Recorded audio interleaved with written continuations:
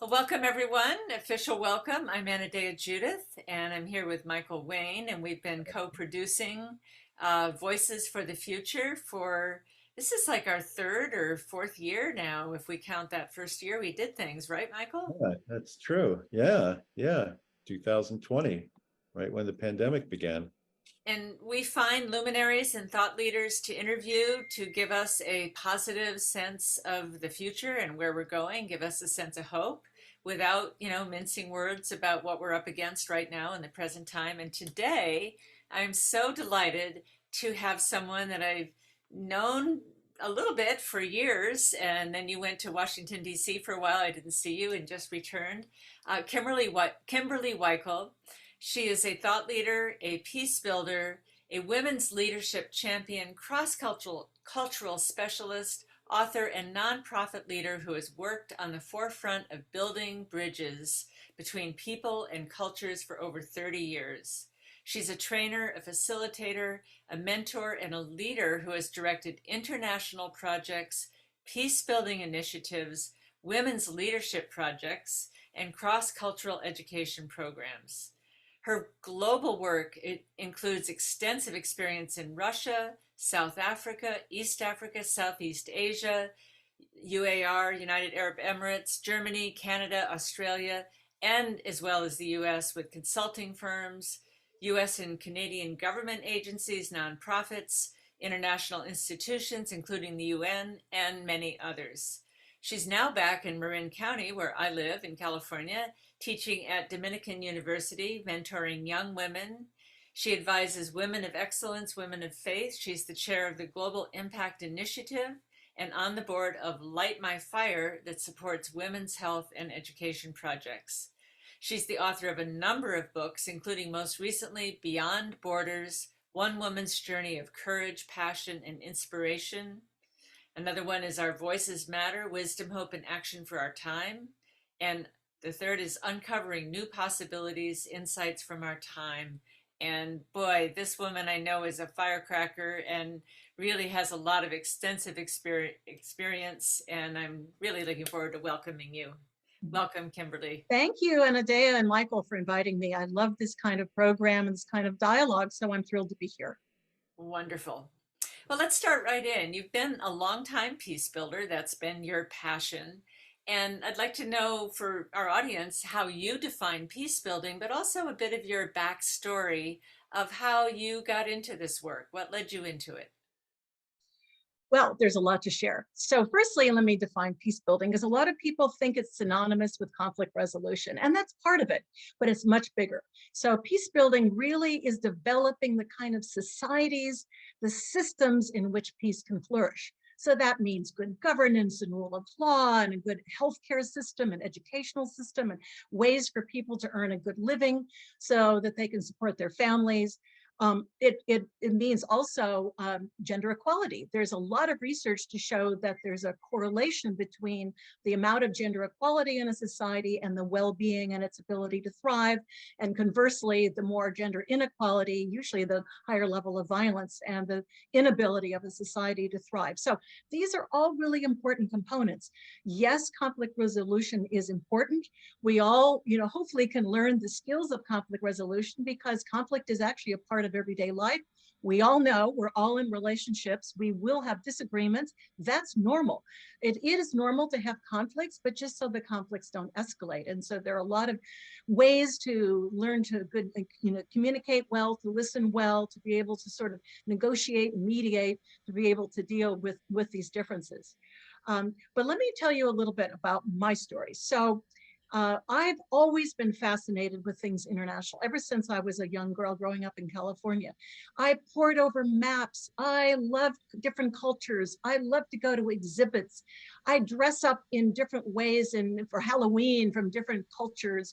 And then I befriended the exchange students at my high school, and I wanted to become one, and I did. I went to Germany, had an incredible year as an exchange student. And then while I was in Germany, my family moved to Australia. And there I met my American husband. And then we journeyed on to Africa. And we spent 6 months traveling through East and Central Africa as our honeymoon, which was a phenomenal time. Then we climbed Mount Kilimanjaro, Mount Kenya. We saw the pygmies in the corner of Uganda. It was really a fantastic experience at the young age of 22, something I've written a lot about. And it was a wonderful foundation for our marriage. We've actually been married 48 and a half years. So it was a great way to begin that journey together. But we ended up in Cape Town, South Africa at the end of 1974. Now that was the time of apartheid. And apartheid, as I'm sure everyone knows, it means separateness. South Africa was ruled by an iron fist with the Afrikaner government that imposed high levels of restrictions on the majority of the population, around 4 million whites, Afrikaans and English-speaking whites, around 22 million Africans, mixed race, and others. So the majority of the population were highly discriminated against and lived separately. So when we arrived there, I enrolled at the University of Cape Town to complete my degree, and immediately got involved with a lot of the protest movements that were happening in many of the countries, many of the campuses around the country. And I met at the University of Cape Town a number of activists, people that were working to speak up against the government, that were working in different ways to build a post-apartheid society. So I got really involved in that. So here I was, 23, young, but I just jumped in because I knew I couldn't live there if I didn't do this work. And I ended up being regional director at 23 of a national program, part of the Institute of Race Relations, which was sort of a nodal organization, an anti-apartheid organization. And in my program, we worked with employers to open up facilities, to provide more integration. I led a lot of cross-cultural training because you have different ethnic groups working with each other, women supervising men, and all kinds of ways. It caused huge amounts of tension. So we did what we could at the sort of local level. But I also worked with embassies to get realistic information out about the reality of South Africa, because of course the government wasn't submitting this. And I wanted people to understand the real truth of what was going on in South Africa. And I just want to say here that, when you're trying to affect change, you need people both within the country and outside of the country to work together. Because in a country, you have access to government officials, you have access to resources, but you also really understand the situation. You understand the tensions and what's going on in the country. I did have a few friends at the time who said, "Why are you living in apartheid South Africa?" As if for some reason that meant I agreed with it, which of course I didn't. But it was important to be there, to be on the ground, that on the ground presence. I knew my phone was tapped. I didn't want to become banned because that would mean being exiled from the country. And I thought that was counterproductive. So I worked in different ways to put pressure on the government to help with these activists. And through this program, I also spent a lot of time in a very large squatter community on the outskirts of Cape Town called Crossroads. So I just want to say here that this happens in most countries where you have rural areas that are poverty stricken. People need to leave the rural areas to come to cities to find a job. And of course, the government wasn't providing housing, so they have to live in squatter communities. And I spent a lot of time there, particularly working with women. So this was the beginning of seeing the extraordinary women's leadership and courage in the squatter community, where they had very few facilities, but they were committed to staying there. And the government was threatening to demolish it. Mm. 20,000 Africans lived in Crossroads. So a lawyer, a journalist, an academic, and I, four of us, developed a little team, and we took on the government and we explained to them why people needed to be there. Many ironies and counterproductive parts of apartheid, and one of which is the people were needed to do the work. These were the maids, the janitors, often low level in those days because they weren't given much education, but they provided the needed labor for Cape Town and these different cities to function. So yet the government wouldn't provide housing. So we fought the government, we stood up to the government, and the good news is Crossroads was never demolished. In fact, it still exists today. It's been upgraded, thank goodness. But it was an extraordinary time at a young age to see this discrimination, the morally unjust society. And I just knew I needed to do this work. I didn't really have a lot of training at the time, but getting on the job training is very important and very meaningful. And so I ended up writing a book about South Africa and about Crossroads. I did my master's thesis at the University of Cape Town was on the overseas and South African codes of employment, which you may remember in those days was kind of a big deal, discussed in the House of Representatives. But I did, for the first time, I employed an African and a mixed race person to go into companies and interview people confidentially about their work conditions, about what it was like to be there. It was the first time people were seen as human beings. And this material came out, I published it, and it was sent to the Parliament in Cape Town for people there to read about what workers were saying about their working conditions and their wages and so forth. So I did what I could. It was an extraordinary time. South Africa is a country that means a lot to me. I was on the first US Agency for International Development project there in 1982, which I'm happy to say a little bit more about. But I also, through a series of wonderful life miracles and twists that always happens in our lives, is that my husband and I will be teaching at the University of Cape Town summer school program in January. So I look forward to going back in January and teaching at my alma mater. Yeah, that's Wow, wonderful. what a story. What an experience for being in your 20s to really, and you know, you can read about apartheid, but you can also see it right in front of you. And I think it's a completely different experience. Well, and yes, and I knew I needed to be part of it. And that really gave me the foundation for the peace building work that I went on to do. I met people that came and visited from Washington, D.C., policymakers, because I knew the area so well. We lived there for 5 years. I was asked to take these people around. I explained the whole situation. So that gave me an entree later on, interestingly enough, to my work in Washington, D.C.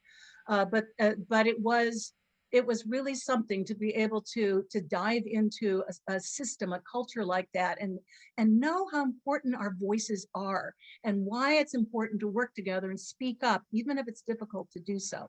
And so I learned that in many lessons there. Yeah.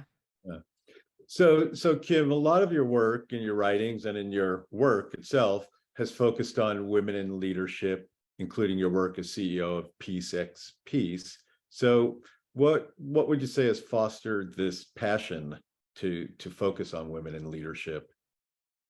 Many, many reasons. One of which I mentioned that in this working with these women in Cape Town, in the squatter community, and seeing how they worked full-time jobs, but they made sure that all the children got homes. If the parents were working full-time, they had somewhere to go. They set up vigilante groups to make sure that that community stayed safe. They did all of these things on their own time. They were the leaders that kept that community together despite very difficult living situations.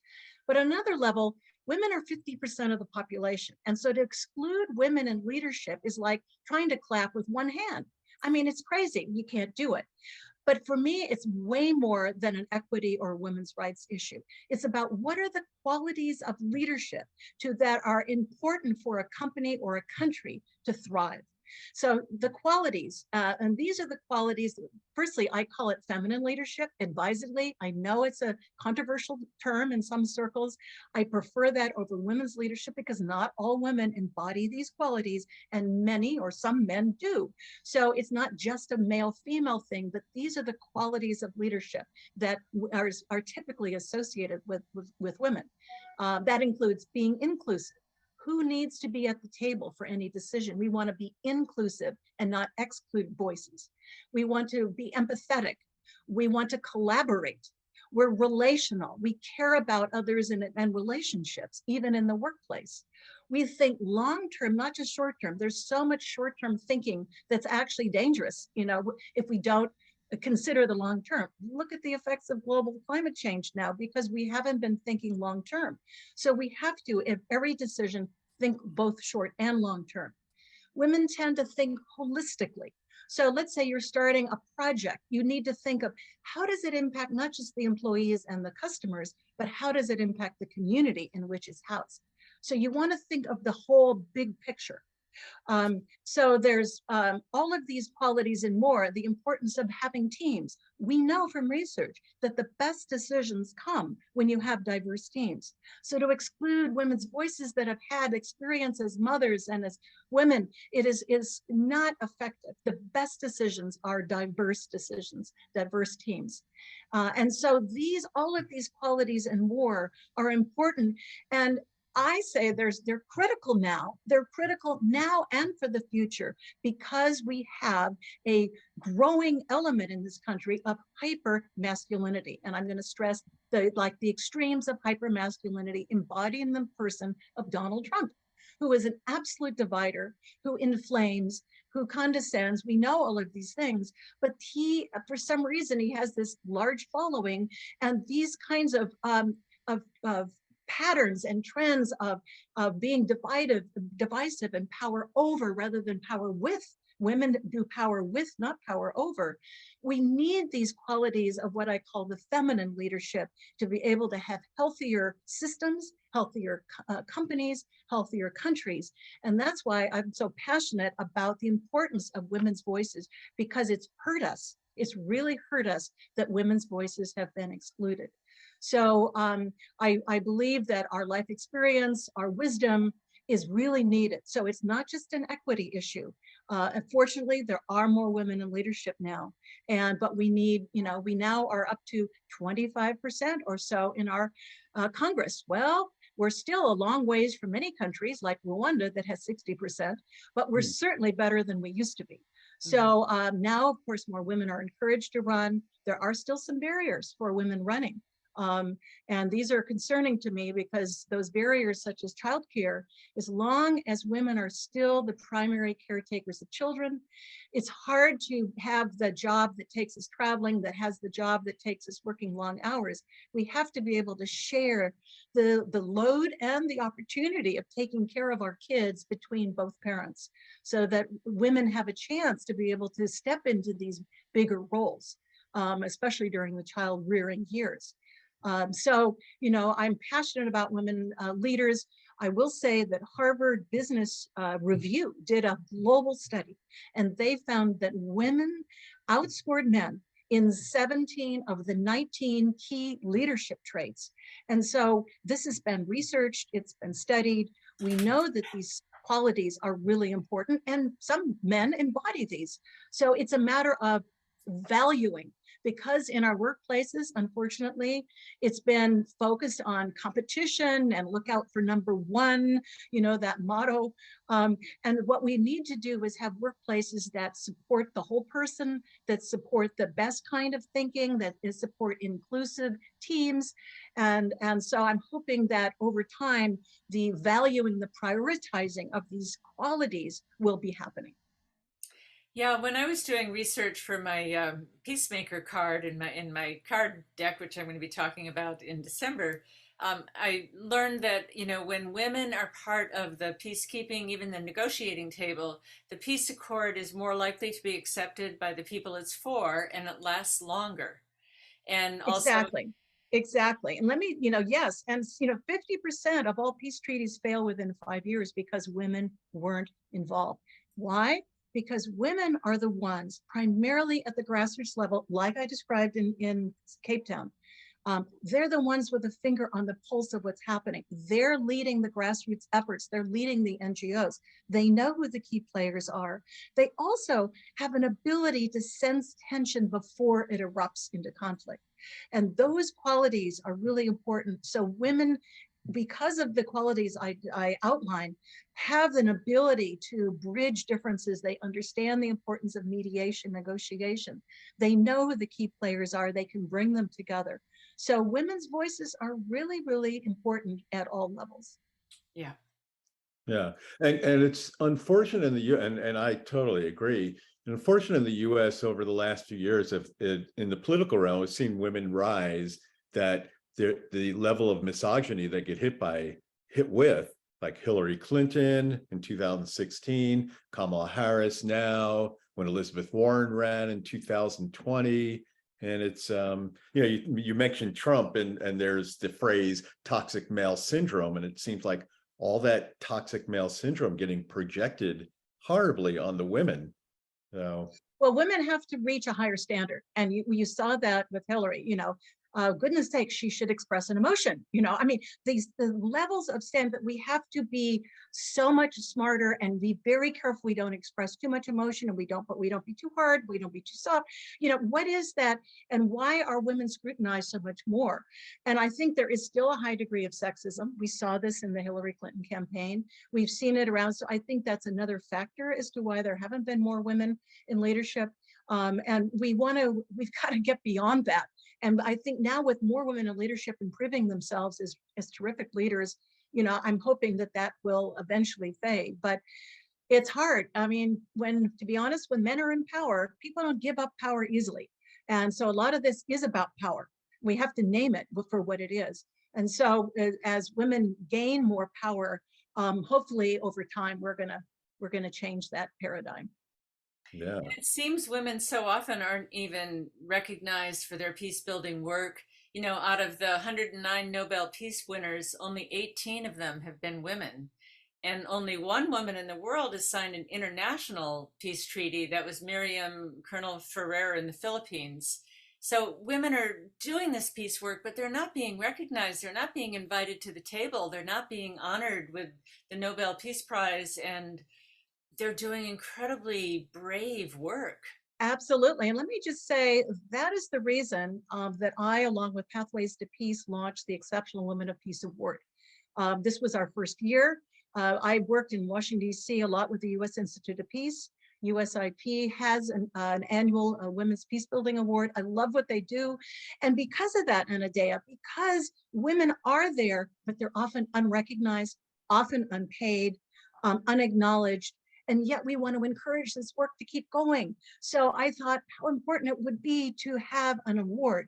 So we launched it on International Women's Day through Pathways to Peace, which is an NGO based in Marin County that's been on the forefront of peace building, developing a culture of peace, and supporting the International Day of Peace. And so we launched it on March 8th. I had no idea if we would get many responses. We got 50 nominations. We had incredible women. You can nominate yourself or someone else. We have a woman as well as a young woman, somebody under 25, gave out several awards. And what was so inspiring at the award ceremony we did in September was that every woman that spoke that won an award said, this isn't just for me. This is for all women doing the work. And so we must acknowledge this unpaid, unacknowledged work, because many women are heroes out there. Absolutely. Wonderful that you're doing that. Yeah. Michael? I was remembering something from 50 years ago, a political event talking about toxic male syndrome and women, the sexism. Edmund Muskie, in I think the beginning of 1972, Edmund Muskie was the senator from Maine, Democrat, I believe, and he was running for president. And I think in New Hampshire, something came up and he started crying. I think there was an attack on his wife, and it actually doomed his presidential campaign. He was running in the presidential primaries.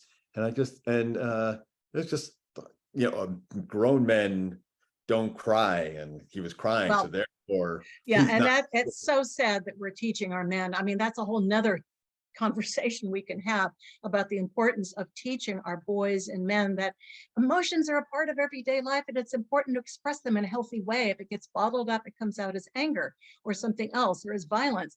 And so to discourage boys and men from expressing emotions is unhealthy. And so in fact, I teach a course on similar topics, so I could speak a lot about this, but we really need to support all people to express our emotions and nurture that in each of ourselves. Yeah, and that's a big part of peace building is communication and Absolutely. emotion. Yeah. No. Absolutely. Yeah, and talking about the toxic male syndrome, there's Vladimir Putin, and we Yeah. have this horrendous war going on right now between Russia and Ukraine. And you spent a lot of time in Russia also. So tell us about that experience and how that affects how you view what's going on in this war and how we could possibly, broker peace between those countries. What do you have to say about that? Well, that's a big question, but here's what I want to share. So I was a citizen diplomat. I've been to Russia 8 times, actually. I believe very much in the concept of citizen diplomacy. So firstly, you have Why don't government. you define that for our Yes, listeners? I will. So firstly, you have government diplomacy, which is called track 1 diplomacy, government to government. And then you have track 2, which is individuals and NGOs and groups of people that can do it informally. So and the citizen diplomacy movement really, I think, grew in the 1980s, or maybe it was just birthed then. And this was at a time when the former Soviet Union and the US had enormous numbers of weapons pointed at each other, nuclear weapons, hair trigger alert. Many of us were deeply worried that there was going to be another big war. And we felt sort of helpless. What can we do? So Sharon Tennyson, one of my mentors who founded the Center for Citizen Initiatives from San Francisco, decided in 1983 to take over a few American citizens to see for themselves, and to meet average Russians. And they did. And they came back and they spoke in the media about their experiences. And one of the things is my first trip was in 1986, right at the time of Chernobyl. And I went on to lead several citizen diplomacy trips. And one of the truisms in cross-cultural communication is our similarities are always greater than our differences. Mm-hmm. And so by meeting Russian citizens, their hopes and their dreams for their families were the same as ours. They wanted their kids to get a good education, and they emphasized they didn't want war because most families lost many family members in the Second World War. And they told endless stories about the devastation and how hard it was on their families. And so we realized how many similarities, and I'll get to your question in a moment, because I want to differentiate between citizens and government, because I truly believe this is Putin's war, not a Russian war, because everybody I've spoken with does not support this war. But so we have to be careful. It's like when Trump was in power, this was not, I as American, was not a Trump supporter. So we have to differentiate always. That's right. But the citizen diplomacy movement was so powerful because people came back, spoke in the media, I spoke on TV, wrote op-ed articles about our experiences that were very different than what our mainstream media was telling us. These were not evil people and the evil empire, as it was called. These were just ordinary people wanting to lead a normal, good life like we were. And so it was very moving to me. So I just want to, because it's very interesting, just briefly share with you the power of citizen activism and what we did in the course of about 6 or 7 years through the Center for Citizen Initiatives. We launched a large-scale economic development program that brought over thousands of Russian entrepreneurs to this country. We partnered with Rotary. They stayed in Rotary homes in different cities across the US. They were in a 1-month structured internship in a company like their own business. And so we had thousands, and it really, really helped jumpstart the Russian economy. During the early 90s, after the Soviet Union broke apart, it was like the Wild West over there. A lot of people slid into poverty. And so we launched an agricultural initiative that sent over shiploads of seeds to help them plant rooftop gardens, because most live in apartments. And so they could have some food, and we sent over agricultural workers to help with that, growing crops, etc. We launched an environmental program. There were hardly any environmentalists then, to help clean up Lake Baikal, which is the world's largest and deepest lake. we launched a nonprofit management program that trained in nonprofit management. There were hardly any NGOs then because they didn't have a 501c3 designation or deduction from taxes. So there weren't many nonprofits. Now there are many. And we launched a women's microenterprise program where in St. Petersburg, we had a business incubator. We provided sewing machines and women could go and sew clothes and be able to sell them. And so they had small loans and they got business training. So all of these things were happening because citizens cared, and that grew out of the citizen diplomacy movement.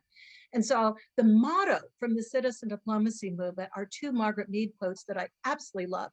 When the citizens lead, the leaders will eventually follow. And never doubt the small, thoughtful, committed group of citizens can change the world. Indeed, it is the only thing that ever has. So those two quotes are like my North Star. They're my guiding light. I believe in them. They're empowering to me. And they were the motto of the citizen diplomacy movement. So, I mean, we all can be citizen diplomats when we travel. And now to the current situation, I don't have any, I wished I had some magic wand, but I would say many Russians don't support this.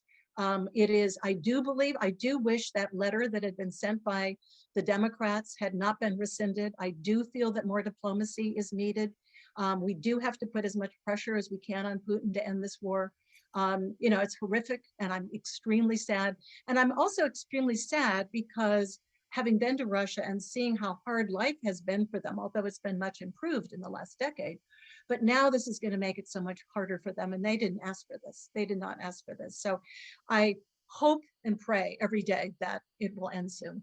It's about what I can say about the current situation. Yeah, I mean, I can only imagine, having done all that work in Russia, how painful this must be for you. Yes, it is. See this in the news and to see this coming down, and painful. I mean, I think of the mothers and I think of the 18-year-old conscripts that don't know what they're doing there and have no interest in the war, and the mothers that, they can't even identify the dead to know whether their sons are alive or not. I mean, just the amount of suffering and trauma and tragedy, yeah, it's on both the heartbreaking. Russian and Ukrainian side, Yes. that isn't, like you say, the will of the people. Yeah. To But, help. and this is why we need more feminine leadership skills, because everything Putin and Trump embody are the antithesis of what we're about. So, Yeah. this is the worst of humanity, and I hope it transforms to more the best of humanity. Yeah. You never see any women in Putin's inner circle. It's all these wealthy men or military men. When was the last time you were in Russia, Kim? I was there in 2017 was my last time. And let me just say, it was extraordinary. So this was a fact-finding trip, about 30 professionals from throughout the US, organized by the Center for Citizen Initiatives. We had 2 hours meeting with Mikhail Gorbachev. Oh. And I sat next to him and I asked him a couple of questions, and it was riveting to see him at his elderly, more weak state, but he had such remembrances of his negotiating with Reagan and told stories. And, he was, of course, he's not liked in the Soviet Union, in former Soviet Union, because he broke it apart and he's been blamed and so forth. But, he also has been a visionary. He could see that it wasn't working. And so I respected him. And then, so we were then broken into small teams, and I was asked to be the delegation leader to Crimea. So I was in Crimea, and I spoke, and we met with as many people there as we could in Yalta, which is such an interesting city, historic city, of course, and met with many different people who told us, Russian speaking, that they wanted to be back with Russia because Ukraine didn't do anything for Crimea to help with infrastructure or anything, and they were happy to be back with Russia, and they voted for it in the referendum. So this is what we heard. And no, we could go anywhere we wanted. We would go out to restaurants and people would hear us speak English and talk to us. So we heard this over and over again. So I spoke on the TV there. They asked me to speak, and I just said, what I had heard. Well, Ukraine banned me for 3 years. So that's my claim to fame. Wow. Yeah. What would you say if you were on TV there now? Well, in Ukraine or in Crimea? Well, I guess yes. I guess in Ukraine, Yeah. or Crimea. I mean, it's right in the crosshairs, It's in the crosshairs, yes. And the people are, were happy, and they said, they spoke Russian, they wanted to study Russian, they preferred to be with Russia. Now, granted, there were some that I'm sure didn't, but those were the number of people we spoke with. And so, again, I wanted to honor the referendum that they did there, which was overwhelmingly supporting going back to Russia. But yeah, the whole thing, though, is very sad for me as somebody who's been there and has watched it carefully and cares deeply. And I just wish we could get Putin to leave and his troops. You mentioned you had a meeting with Gorbachev. Did you ever request or attempt to get a meeting with Putin with your group? No. Never. There was no interest in such. Not at the time. It was actually, we had a very full itinerary, and each of the teams, 5 of us went to Crimea, others went to Irkutsk and all these different cities, and then we met back in St. Petersburg at the end of the trip and shared our experiences and put together a whole trip report. So it was a fact-finding experience, and that we were there to gather information. So that was the last time I was there. And it's not a place I'm ready to go back to anytime soon, given what's happening. Oh, especially now. Yeah. Yeah. It's very sad. Well, Michael, your turn. So you wrote a book about your experience in Beyond Borders, about your experiences in Russia then. So is there more than what I assume there's more than what you've just told us about that you wrote about in the book?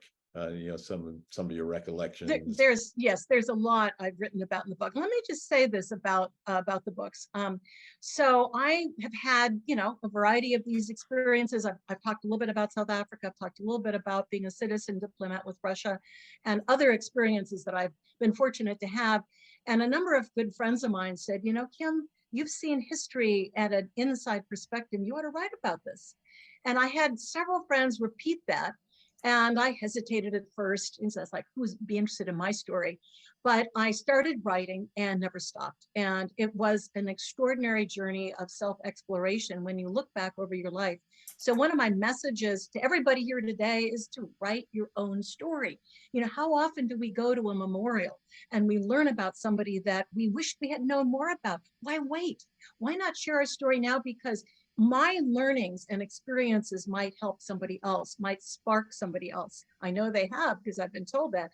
And so everyone be able to write their story. So my first book, published in 2016, was Beyond Borders, was really about some of these stories and very personal stories: motherhood, adopting an older child, the death of my mother, my spiritual journey, a number of things. And so I really delved deep and had a chance to see where my decisions had led me in my life and themes. And it was just, it was a really positive experience for me writing that book. I self-published it, which is inexpensive to do these days, easy to do. And that whole positive experience then led me to my next book, which is called Our Voices Matter. And because I really believe every voice matters, like every vote counts. And I feel so sad when I hear often, particularly women say, oh, but my vote doesn't count, my voice doesn't matter. Yes, it does. And so we are powerful together when we work together. So I wrote in the book, Our Voices Matter, about some of the topics that I'm passionate about: ending violence against women, working with the United Nations, global climate change. And I gave resources at the end of every chapter about ways to get involved. So then again, out of that experience, after this pandemic started in March of 2020, I began to wonder, so how is this pandemic going to change us? How is it impacting us personally and collectively? And as time went on, I thought, I want to write about this. So that was my book published last year, called Uncovering New Possibilities, Insights from Our Time, where I looked at different sectors of society and what's new that's emerging, what are we learning from this whole pandemic experience, as well as a number of other chapters that I include in the book. So, each one gave me a chance to challenge my own thinking, which I love to do. I've come up with my model that works for me, which is I select a theme and I write different chapters within that theme, often with one other person. So that gives a one-on-one experience with somebody else.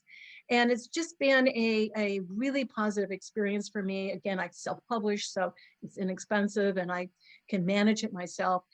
So I really encourage people to feel free to express your voice and do your own writing, certainly writing your own stories. So yes, I enjoy writing books. Yeah. And you've written a book just in the last year or last Yeah, year. that's uncovering new possibilities. And Yeah. that one, I also have a chapter in that book about how can we live in peace during times of crisis. Many of us, most of us, all of us will have had some kind of health challenge, relationship crisis, work crisis. We've all lived during this pandemic doing things we never thought we could do. So how do we maintain a sense of well-being, a sense of resilience? How do we expand our ability to be resilient? And so I explored that in one of the chapters, because that was very personal, sharing some personal examples. And then a number of other topics around that, what is changing us during this time, which is still happening. It's a fascinating look at how society and how we each are adapting and changing to this experience. Well, when you talk about building resilience, and that seems to come under your your work in prevention, not peace prevention. We're not trying to prevent peace, but rather than just, taking it after the fact, doing preventative work. So tell us about that and your shift from one to the other. Yeah, well, and that's interesting, Anadea, because for so long, what happened at the government level in the Agency for International Development, all these entities in DC, they would respond once conflict had broken out.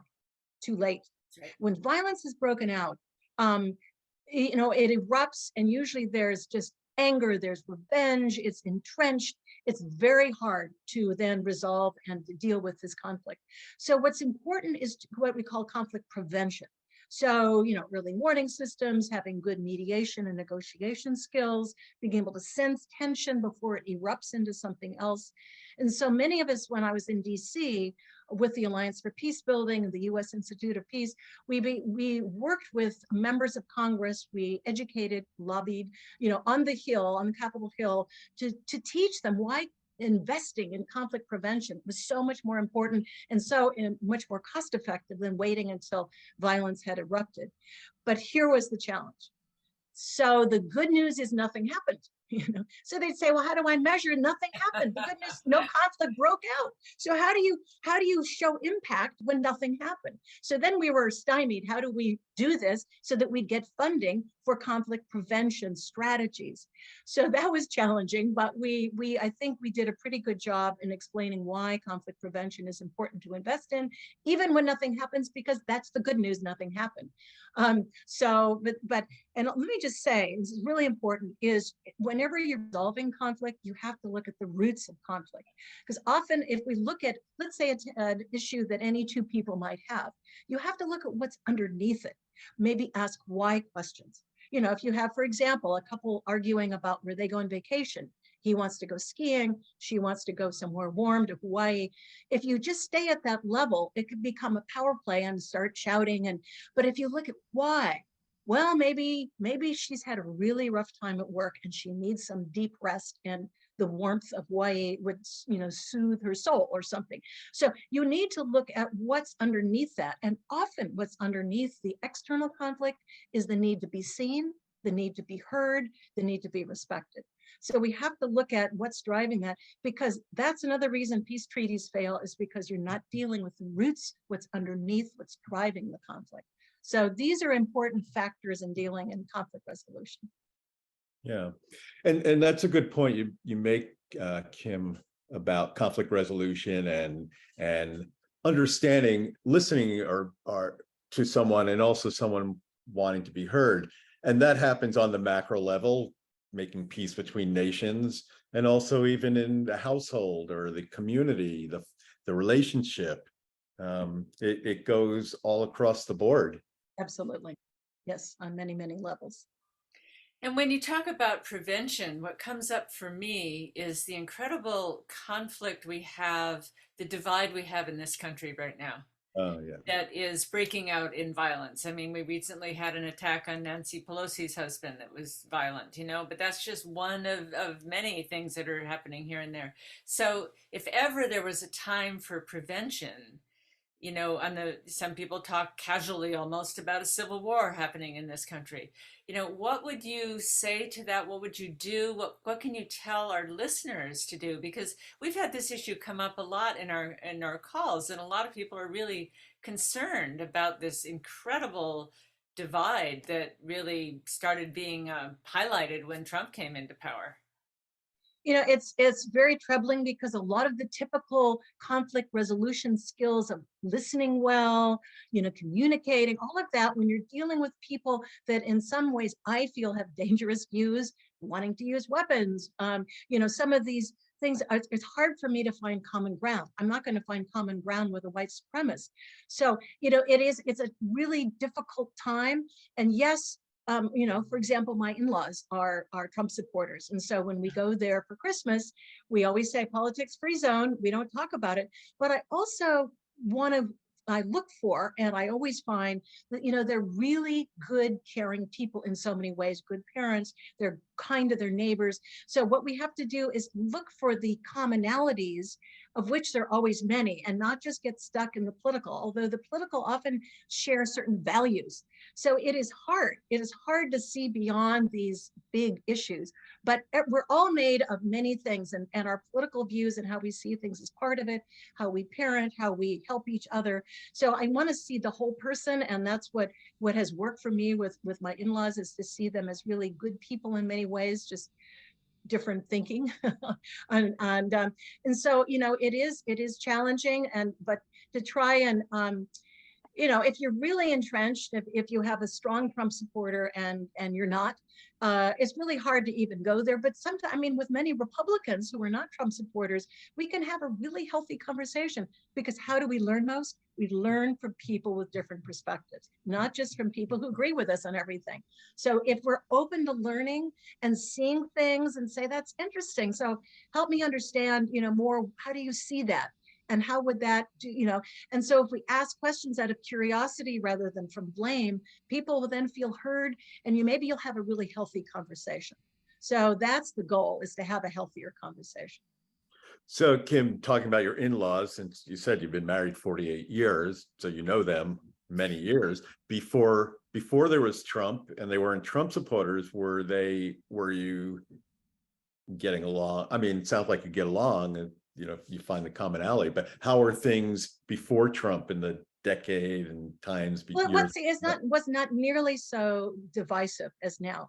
We, you know, yes, issues would arise and we could actually have healthy conversations, but Trump has exacerbated so many things. This is the hyper masculine, the toxic masculinity we've been discussing.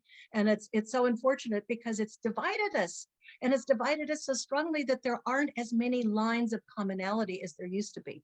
So, but I strive to find those, and I always do. And we all, again, have many parts of our lives that we can focus on, and looking for the things that we all enjoy together. So yeah, it's a practice for sure. If you are listening and you have any questions for Kimberly, you can write them into the chat, or you can click the Q&A button at the bottom of your screen and you can write them in there and we will read them out. We're in a webinar format, so you can't actually speak, but you know, we have more questions for Kimberly, but you might have some of your own. So feel free to write them in. Yeah. So Kim, you've also done work with the UN, some organizations connected to the UN. Would you like to speak more on that? Yeah, absolutely. So, you know, the UN is really an important vehicle for bringing nations together. It's not perfect, it needs reform, but we need to have a forum where nations can come together, because most issues these days are global issues. The pandemic affected every nation in the world. Global climate change affects every nation in the world. So we have to think beyond national interest to what's best for the whole. For me, there's a sort of spiritual foundation to what the UN is about. And that is that I, as an individual, can't just think about myself and what I want, because my words and my actions affect other people. I'm not an isolated island. I have to think about how I collaborate, how I listen and work with other people. Likewise with nations, we can't afford just to think about ourselves. This is one of the reasons I was so frustrated with Trump's approach, is we have to be able to collaborate because we want the best thinking if we're going to solve these global issues together. We needed to work together to solve this global pandemic. No one nation had any of the right answers. And so the UN has these many agencies that do this day-to-day life-saving work. Every time I travel, and I travel a lot, I hear stories about how the UN has helped people after a tsunami, after an earthquake. The humanitarian aid comes in, the medical supplies come in, healthcare workers come in. UNICEF sends education materials so that if schools were demolished, kids can at least continue to learn. I mean, there's so many ways that the UN does this work day in and day out that most Americans aren't aware of. The UN doesn't have a mandate to educate about its work, so that's the role for the UN associations. I was president of the Marin County and San Francisco. San Francisco is the birthplace of the UN, of the chapters there. And we not just educated about this work, but advocated. So for example, it's important that the US pay our UN dues on time, which we don't always do. And embarrassingly, we haven't signed or ratified a number of UN conventions. We haven't ratified CEDAW, which is the Convention on Elimination of Discrimination Against Women. President Carter signed it in 1980, but it's never been ratified. We haven't ratified the Law of the Sea. We haven't ratified Rights of the Child or the Landmines Treaty for a variety of different reasons. So it's important that we advocate, and that's something I did quite a bit in DC. That's one of the beauties of being there is, you're near Capitol Hill and you can meet with lawmakers and talk about why it's important the US support these treaties. There's a lot that the UN does that we need to support. It is about global collaboration, which I'm all about. And I'll just say parenthetically that one of the many advantages to being involved at the UN level is I participate every year in something called the Commission on the Status of Women, which is held for 2 weeks in March around International Women's Day. So we have the gender ministers meeting for 2 weeks behind closed doors, talking about reports from their country, looking at gender equality, looking at, challenges, common challenges, and setting goals for the next year. Simultaneously, thousands, and I mean like 8,000 NGO leaders from every country meet around buildings around the UN on a wide range of topics to do with a theme. They have a theme every year at CSW. And so they not just talk about the challenges in their country, but they talk about examples of what's working. And so I go to these talks and I have a chance to hear examples that might in fact work here that are informational for me. But one of the many pluses is, I get to meet women working in Syria. I got to meet women that defected from North Korea. I mean, how often do you have a chance to do this? I meet women working in Afghanistan or meet women on the streets from Iran. And so it is a nodal point for all of these people to come together and share and learn from each other. And it's really an inspiring 2 weeks. Now, sadly, the last 2 years, of course, it was online because of COVID. So I'm hopeful, I'm pretty sure that next March it'll be back in person at the UN. And so I really have enjoyed being part of that. I really believe the UN is needed with all of these issues to put pressure on countries that are behaving poorly, as well as to be able to have a place for global dialogue and collaboration. Yeah.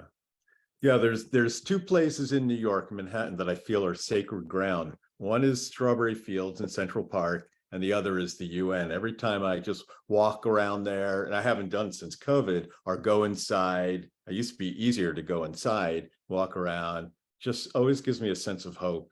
Yep. Yeah. No. And they have a beautiful meditation room in there where I always go and Yeah. really just meditate on the importance that the wisdom that happens there and the essence and the purpose that it really has a broader reach. So I've been a long time.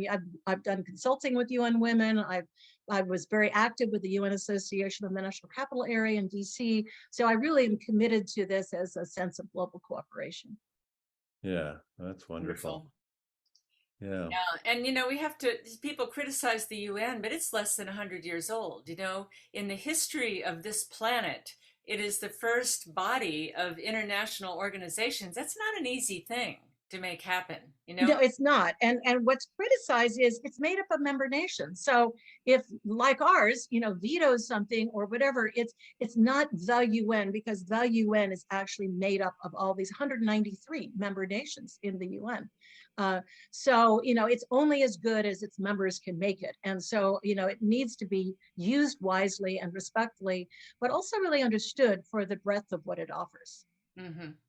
What's the gender balance among, the people that work in the UN and the ambassadors and whatnot that you see? Well, interesting you asked that, because one of the projects I did with UN Women was look at that, but this was a number of years ago. It's changed, but typically, like in many institutions, the highest level, the undersecretary level, was primarily men, and at the more bottom level, what they call P1, P2, P3 level, the more lower levels were mostly women. But I think that's really, they're working, because Antonio Guterres, the Secretary General of the UN, really believes in gender equality and has really pushed it. And so there's much more awareness. That whole horrible thing about peacekeepers and the sexual abuse by peacekeepers, and that was a huge black mark for the UN. And so that's been really worked on, and lots changed on that score. So I think now it's better. We've never had a female Secretary General. Nope. I'm hoping we will. Like, I hope we'll eventually have a female president in this country. Yep. We can only hope.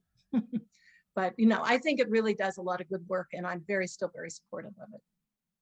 Yeah, beautiful. We have a couple comments that have come in. Should I read them, Michael? Oh, sure. Yeah. Anne says, I feel hope from the election. She's also editing her Trump supporting brothers book, which is healing our broken relationship. Another one says, what you're saying is so hopeful, because it means not only that we can reach across borders and find commonality, but also across the street. Living in central Pennsylvania, many of my neighbors are quite different from me, but know me as someone they can talk to about what's problematic in their lives. This lays the basis at home for the incredible work you're doing abroad. Thank you.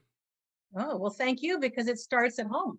Yeah. And so, this is all important work. So we start where we are, and then we can expand it, because that's where we get rooted, is where we are. So great work. Yeah. Yeah.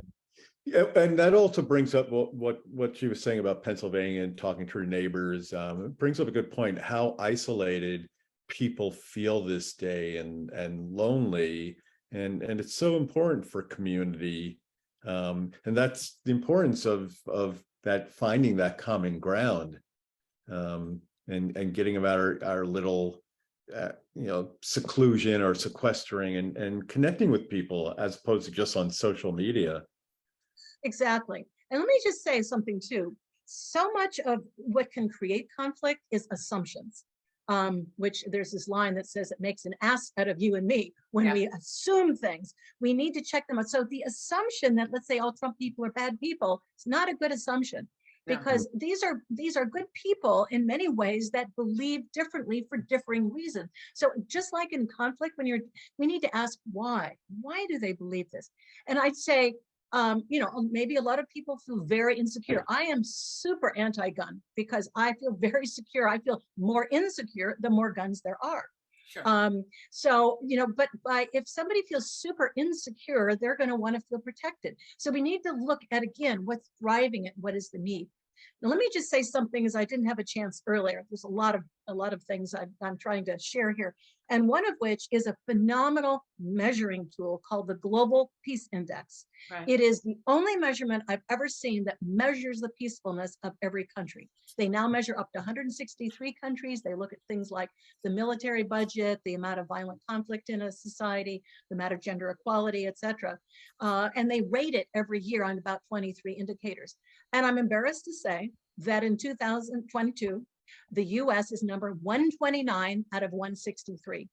Wow. And that's because of our amount of violent crime in this country. We have more guns per capita, I think, than in just about any country in the world. Yeah. Also, our military budget, which is high, our weapons export, our incarceration rates, but also the fact that wealth is concentrated in fewer and fewer people. It's now less than 1% have most of the wealth.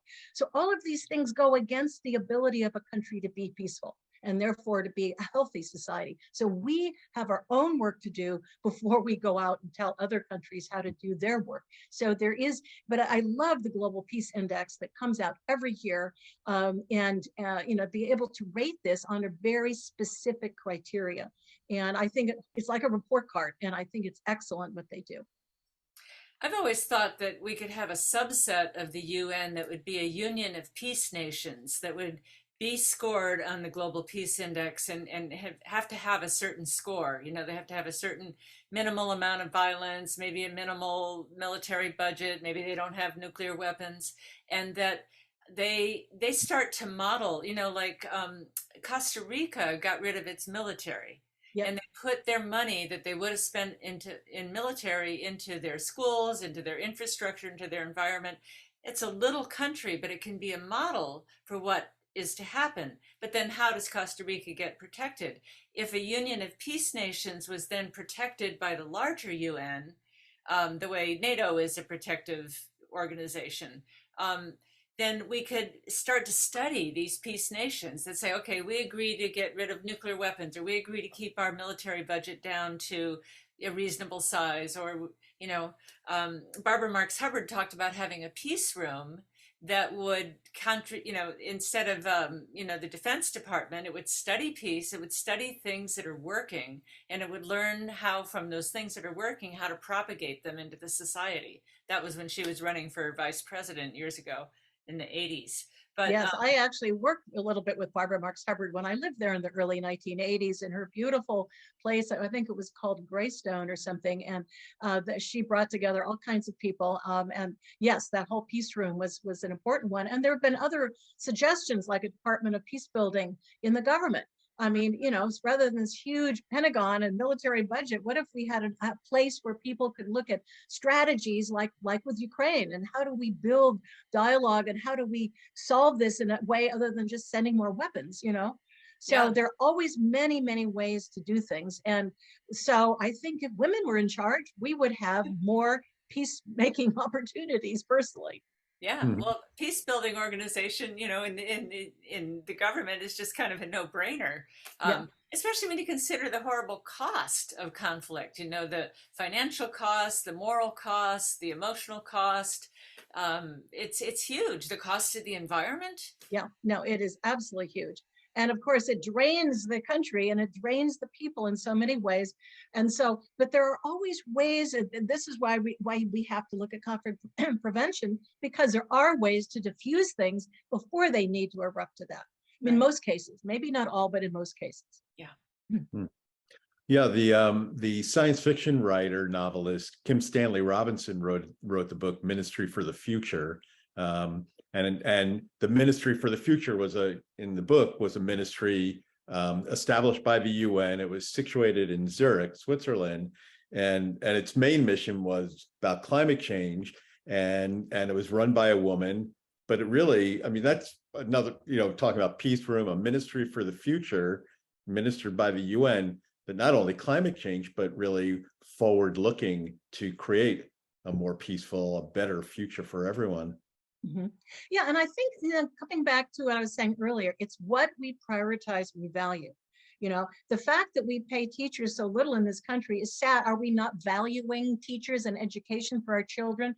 Why have we set up workplaces where competition is the key driving force, and where, you know, women and men have been forced to kind of adopt these characteristics if they want to rise the corporate ladder? What we're saying of value, we need to value the environment. We need to value these things and ways that we can connect, if that's how we're going to structure our society.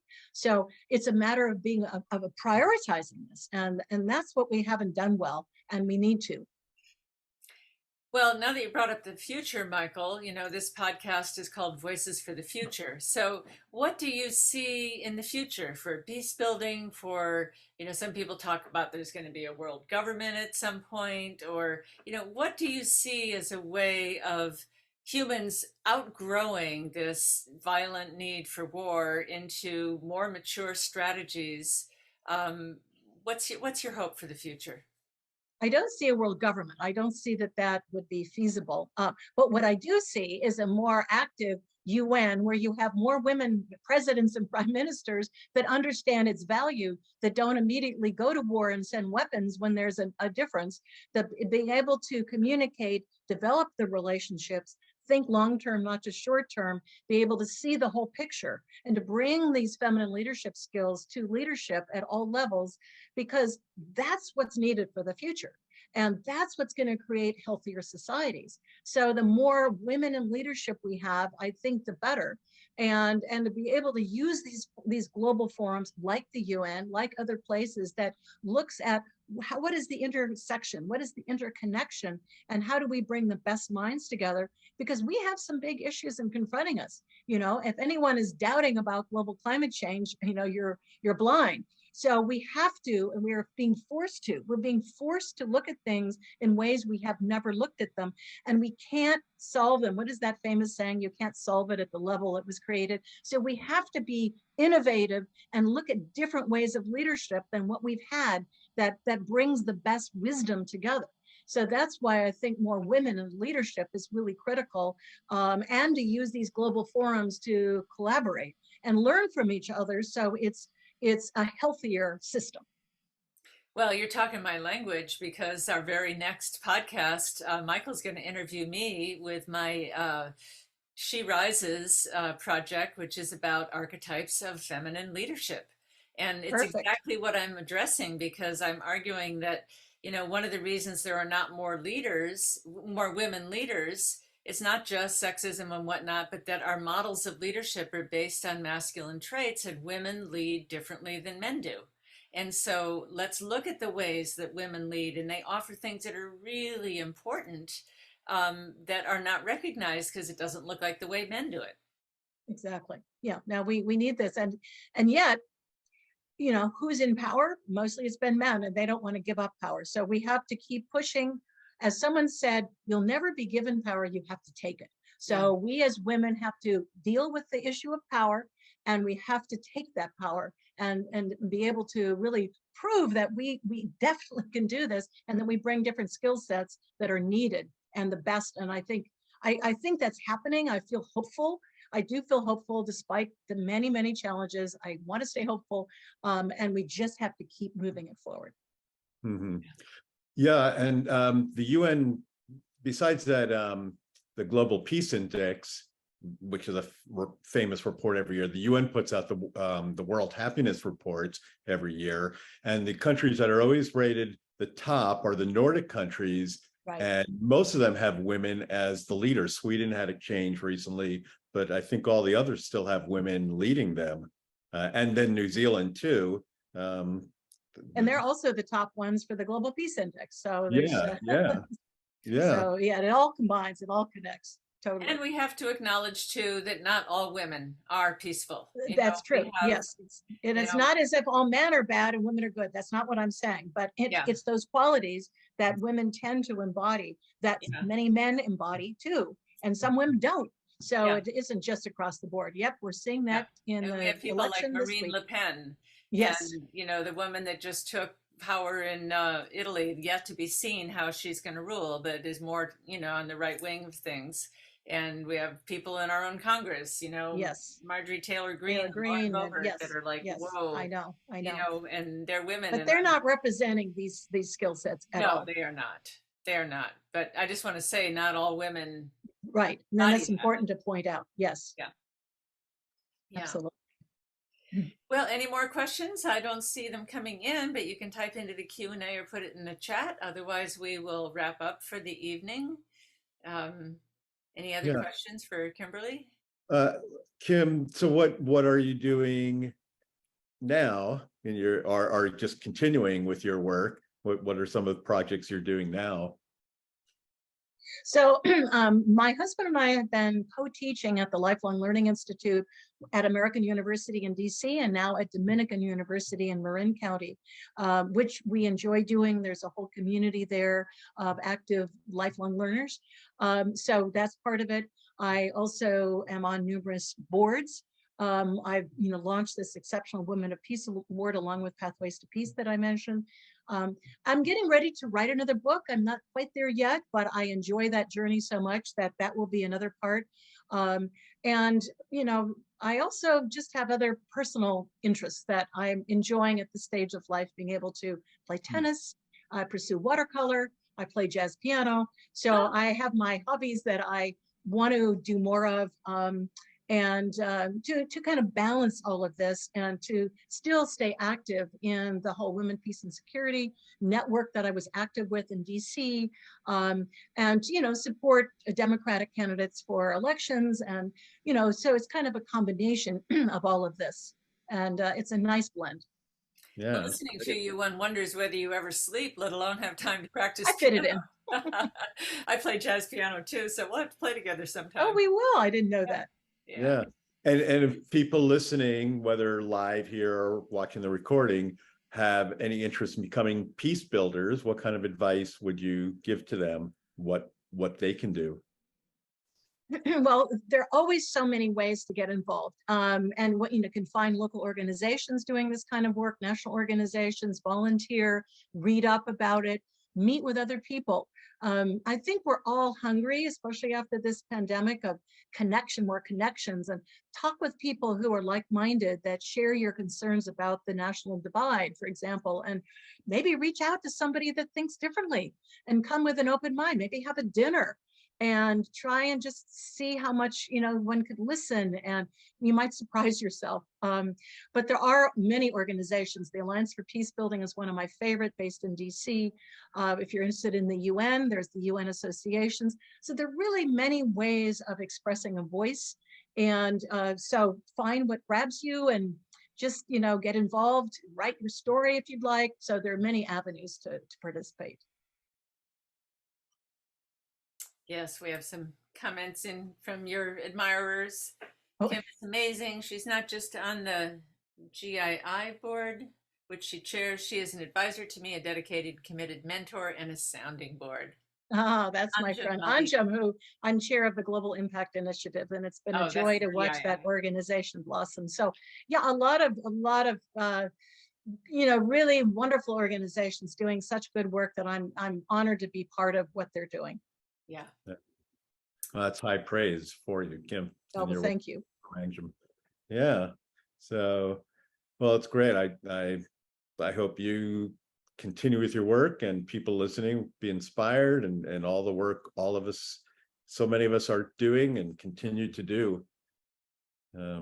This is the kind of work that we now, again, we want to be re-inspired. We can't let the bad news get us down, because there's a lot of good news out there that we don't get to hear about. So thank you both for doing the show to bring the good news out there, because we don't want to let bad news just bring us down and feel hopeless. That's We right. can be hopeful and we can take action because the world needs us. Yeah. And there's a lot of people doing very good things, and you are queen of that. So I Oh, want to salute you for all the really good work that you have done in your lifetime to help thank move the you. needle. And you're an inspiration to all of us. And thank you Thank you. so Thank much you. for being on.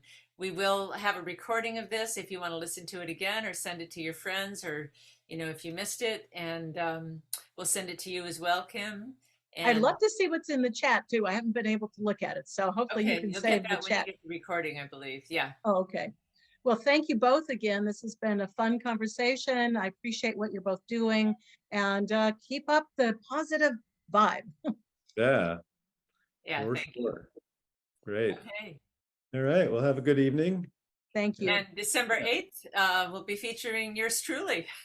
Yeah, look forward to that on Yeah. a similar theme. Yes, So, absolutely. It follows on nicely. All yeah. right. Well, thank you, All Michael. right. Thank you, Yeah. Anadea. All Thank right. you, Thank Kim. Blessings. Blessings to Bye-bye. all.